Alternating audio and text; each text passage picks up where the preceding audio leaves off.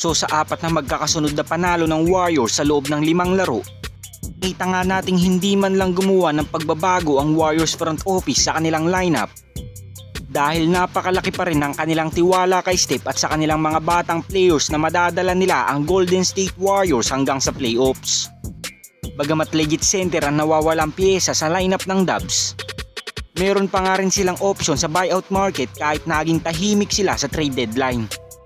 At ito ang dalawang sentro na pwedeng subukan ng Warriors upang magkaroon ng pagbabago sa kanilang team. At unahin na nga muna natin ang 7-foot center na si Robin Lopez. So ang player na ito ay kasalukuyang nakapaglaro sa team ng Milwaukee Bucks kasama ang kanyang twin brother na si Brook Lopez. Ngunit sa nagdaang trade deadline ay agad itong napalipat sa team ng Sacramento Kings. At dahil wala ng spot sa team ng Sacramento Kings ay agad din itong nai-waive. Kaya naman nananatiling available na ito sa buyout market. So kung susubukan ng Golden State Warriors na idagdag ang sentrong ito sa kanilang lineup ay makakatulong ito sa kanilang depensa at rebounding. At mas makakasabay pa ngayon ng Dubs sa mga NBA teams na mayroong mga dominanteng mga sentro. At ang pangalawang player na pwedeng maging option din ng Warriors ay si Thaddeus Young. So ang veteran forward and center na ito ay kasalukuyang nakapaglaro sa team ng Toronto Raptors. Ngunit dahil sa kagustuhan ng front office ng Raptors na dumaan sila sa rebuilding process, ay agad nga nilang tinrade si Dennis Schroeder at Thaddeus Young sa team ng Brooklyn Nets.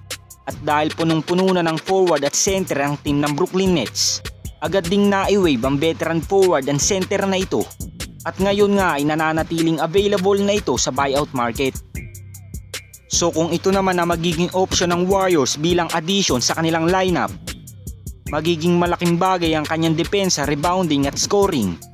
At napakaganda nga din nitong ipares kay CP3 dahil kilala naman natin ang veteran point guard na magaling magbigay ng mga pasa sa mga center. Kayo mga Lods, sino sa tingin nyo ang babagay sa team ng Golden State Warriors bilang center? Comment down below lang mga Lods.